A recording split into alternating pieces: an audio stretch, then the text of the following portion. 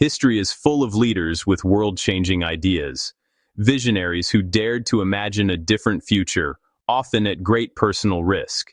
These are ideas that threaten the status quo, challenging the powerful interests that benefit from things staying the same.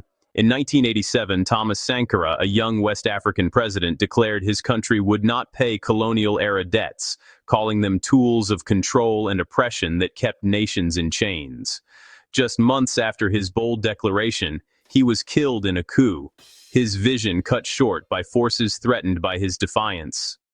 Years later, Muammar Gaddafi of Libya proposed a gold-backed African currency to challenge the US dollar's dominance, hoping to unite Africa economically and politically.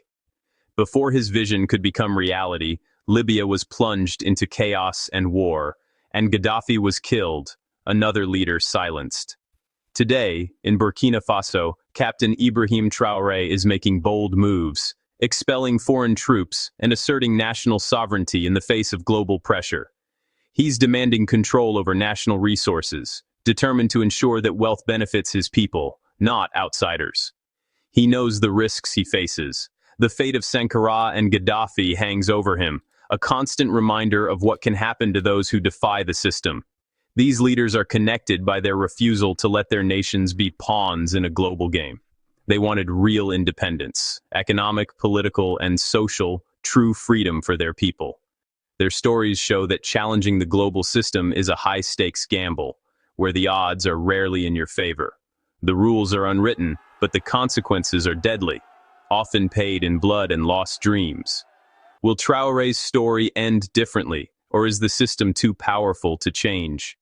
The world is watching, and history is waiting for the answer. The stakes have never been higher, and the outcome will shape the future of a continent. What is this global system that quietly shapes the fate of nations, yet remains hidden from most people's daily lives? Why is it so dangerous to challenge, and what makes it so resilient to change?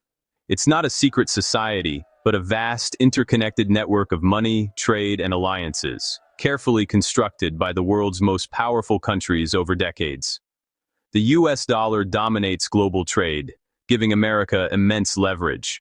With the power to impose sanctions, the US can cripple entire economies, forcing governments to reconsider their choices. Leaders who try to create alternatives, like new currencies, independent payment systems, or rival trade blocs, directly threaten this structure and risk severe backlash. International institutions like the IMF and World Bank offer loans, but always with strings attached, forcing countries to privatize industries, cut social spending, and open markets, often deepening their dependence on the system. Military alliances and foreign bases reinforce the system's power, ensuring that economic dominance is backed by force when necessary. When a leader nationalizes resources or expels foreign troops, they're not just making policy, they're challenging the very foundation of global order and risking retaliation. The system pushes back through financial pressure, political isolation, and sometimes even military force, making resistance costly. It's a web designed to keep power, wealth, and influence flowing in one direction, toward those who built it.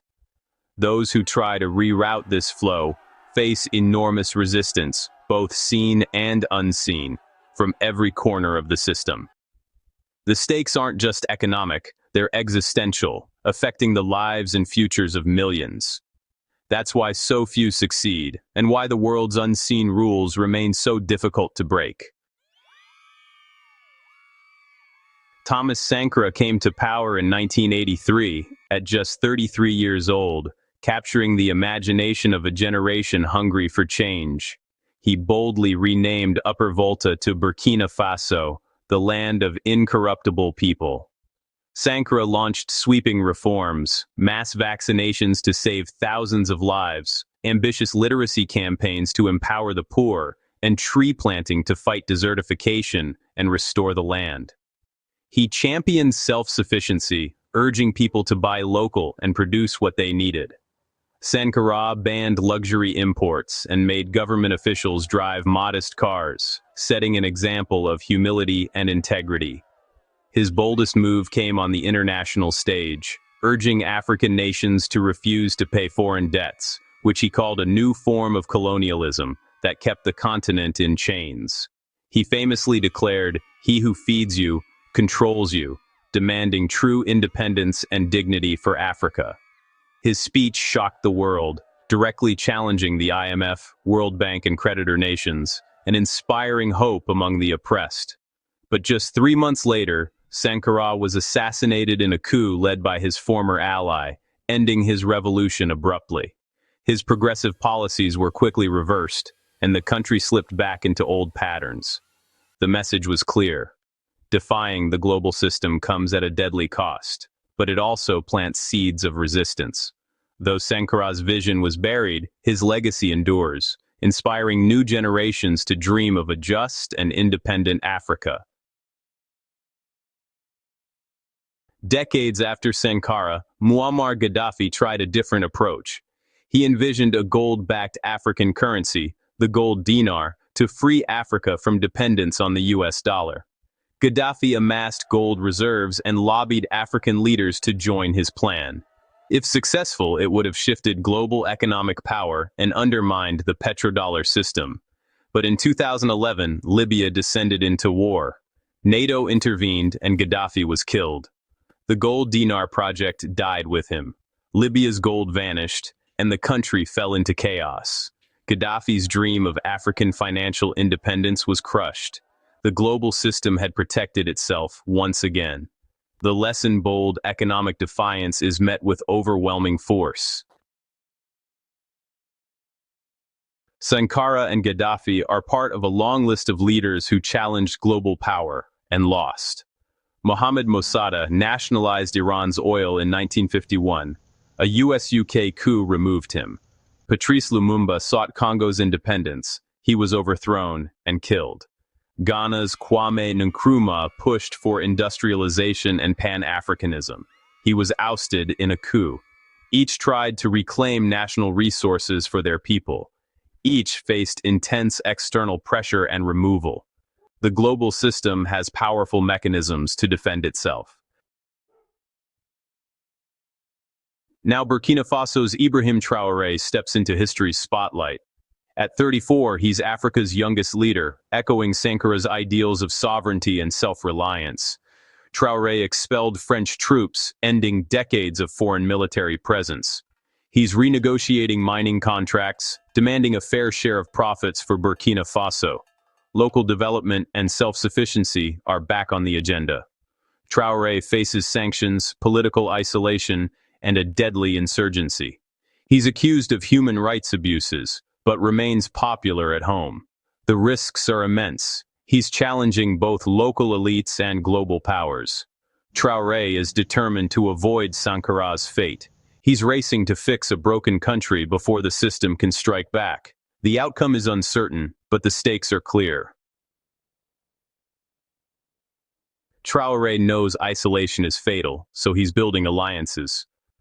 Burkina Faso, Mali, and Niger formed the Alliance of Sahel States, a mutual defense pact. An attack on one is an attack on all, making foreign intervention riskier. They withdrew from ECOWAS, accusing it of serving foreign interests. Plans are underway for a shared currency and investment bank, a mini version of Gaddafi's dream. The alliance seeks new partners, strengthening ties with Russia for security and support. It's a pragmatic move in a multipolar world. By uniting, they hope to survive where others failed. The strategy is high risk, but it's a break from the old script. The Sahel bloc is betting on strength in numbers. So, can this time be different? The world is more fragmented. New powers like China and Russia offer alternatives to Western dominance. Traoré and his allies have more room to maneuver than Sankara or Gaddafi ever did. But the global system's core structures, dollar dominance, financial institutions, sanctions, remain powerful. The system adapts, using economic, political, and covert tools to maintain control. Traoré's fate depends on delivering security and real progress to his people. If he succeeds, he could build a foundation strong enough to resist outside pressure. If he fails, the old order will return. The world is watching. Is this a new era or another tragic repeat? The answer is being written now in the Sahel's shifting